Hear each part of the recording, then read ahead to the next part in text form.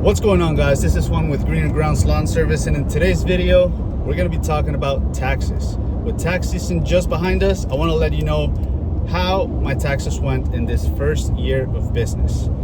I do want to prelude this by saying that for the first 8 months of 2023 I was doing this part-time, and then the last 4 months of the year I did go full-time. The last 3 months of the year I went full-time. So that's just to kind of give you an understanding based on what the gross income was for the company, and as to what I had to end up doing with the taxes. So let's go. So guys, before we actually get into the meat and bones of the video, I do want to say, I know it's been a little while since I posted a video. I have been working on a couple of videos, and I have just been extremely busy trying to promote the business, trying to grow it, providing estimates. With spring and forward, there has been a lot of callings for me to go out and do estimates, and in a couple of these I actually recorded some videos of the projects from start to finish for those that we've landed. I actually, depending on when you're seeing this video, yesterday, April 17th or something like that, I went out to do a quote for a property. They essentially want to remove about 15 trees. They want to resod the whole backyard, which is roughly about 5 pallets of sod. So hopefully, if we land this job, I can film it and I can give you guys like a breakdown of what the process was. So yeah, without further ado, let's get into what my 2023 was like for my business and what that meant in taxes. So I gotta say, I was a little surprised of how much money the company made, based on the fact that I started the business in the end of January of 2023. And obviously the first few months of business, it's gonna be very slow, especially because I started in the winter time. So acquiring new customers at the end of January was a very slow process. However, spring and summer rolled in and things started moving quickly. So, sorry if I'm looking down, it's because I'm headed to a customer's house right now. So essentially, I closed the year with roughly $49,000 and change in gross income. And also a W-2. The reason I'm mentioning the W-2 is because for those who have seen my video of me quitting my $65K a year job to go full into landscaping, you guys know that I traveled for a luggage company as a videographer. Those of you who haven't seen that video, I highly suggest that you do, and hopefully it's a motivation to you, to let you know that you can start this business part-time and eventually scale to the point where you can make it your full-time business within a year, which is what I did. So I had that W-2 after taxes and deductions and all that stuff. I think for that W-2 I netted, it was about 42,000 or something like that. And for the business, after deductions, after costs, after all expenses and everything was said and done, the company took in, I believe, I'm just gonna round to a clean number, which I believe was like 20,000. Now mind you, this is including what I spent in materials. Okay, before I get into the breakdown, I just want to be fully transparent and let you know that that gross amount of 49,000 and change, that also includes the cost of materials that I quoted to customers, because usually when I'm doing like bigger projects and stuff like that, or I mean, mulching is not really a big project, but it's a project that is outside the regular scope of just mowing.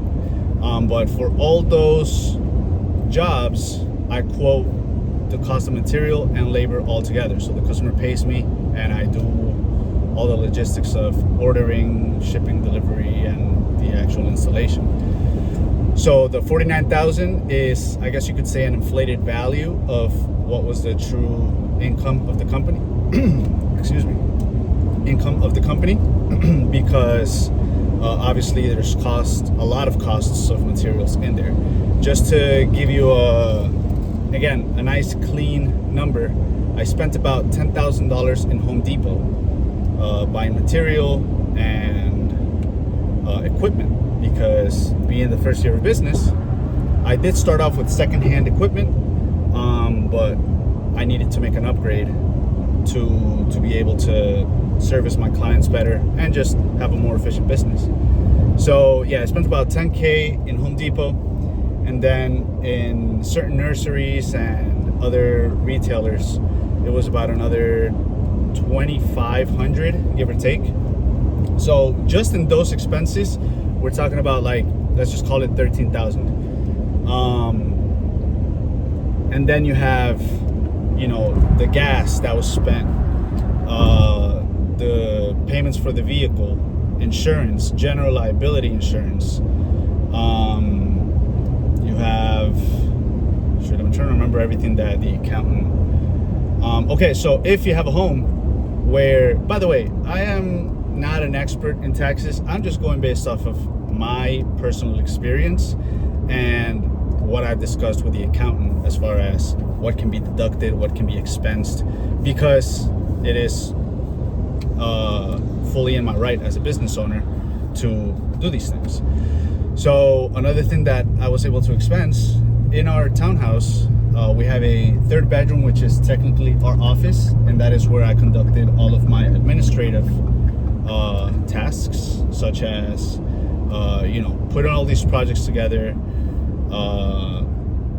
just basically did the day-to-day balance sheet, the ledgers, all that stuff, making sure I was essentially just doing all the administrative stuff to keep the company running as smoothly as possible, making payments, all that stuff.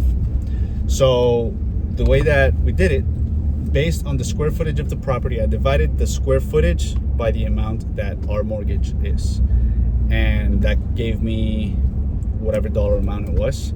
And then, since that office area is a designated space where the work was being done, I was able to multiply the square footage of the office times the appropriate cost per square foot of the property, and we were able to use that as a deduction. Phone bill, what else? I'm trying to think of all the other things. Marketing, I have a website, so paying for that hosting, actually no, not the renewing of my business, but since it was my first year of business, the registration of the business. So all of that went into account, and the business eventually, I think it cleared like $20K. So that is the taxable income after expenses, after deductions from your gross income. Whatever's left over is your taxable income. So in the end, with the W-2 and the company altogether, I had to pay $2,200. Now I did have a strategy to get this paid so that I wouldn't owe anything to the IRS. And I have a few customers whose choice of payment is by check. So all of those customers that pay me by check, I was depositing that into a separate account that was going to go strictly towards taxes. And I had a couple thousand in there, which would have, I would have been able to pay it right away. However, first year of business, it's the growing pains, and I didn't know how slow the season was going to get here in sunny South Florida, where we had a very different winter than we've been used to in the last few years. So, and it's been a pretty dry beginning of spring, to be honest. It's only rained a couple of times in my area. Regardless of that, because our mortgage went up, and I'm getting a little personal here, but business is not all perfect. It's not all, sunny and butterflies and perfect. There are struggles, personal struggles that affect business. And one of those personal struggles was that our mortgage went way up because our taxes skyrocketed. They more than doubled.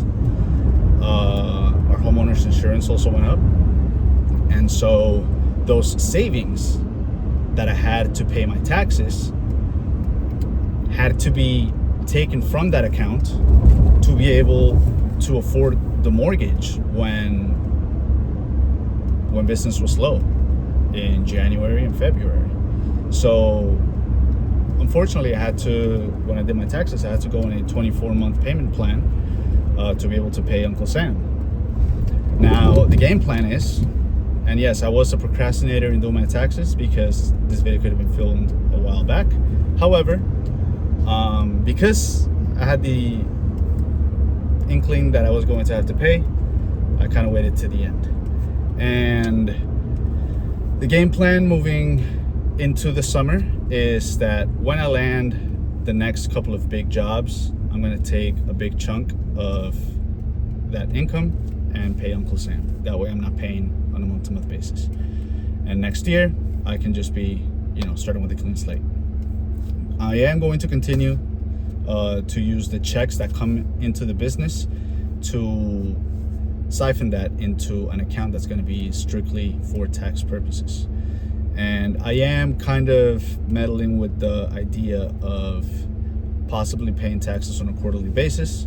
That way, the taxes are just pretty much paid throughout the course of the year, and then it's not just a lump sum at the end. So yeah, that's just kind of a transparent breakdown.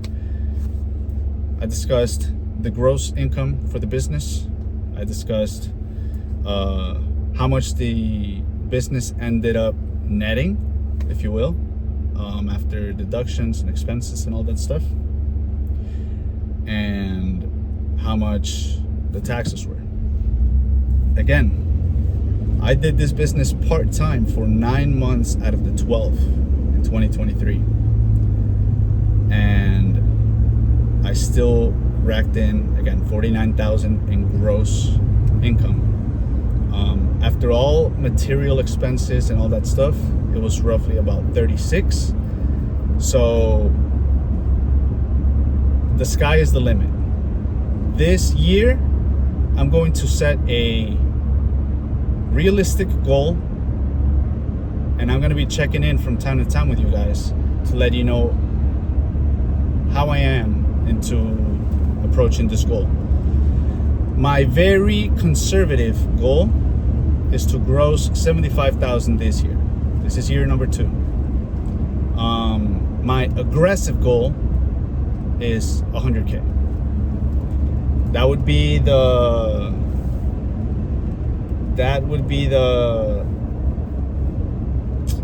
what can I say? That would be the best case scenario goal. Grossing $100K, hopefully clearing about 70, and then deductions and expenses. And yeah, that's kind of like the game plan. So I'll keep you guys posted. I do have a couple more videos that I'm working on. I'm gonna work on finish editing those. I am gonna have a lot more shorts coming up. And guys, stick around. I'm gonna have a lot more content. I have a full video of a resodding project, as well as a video where we went and did a pretty big landscaping job.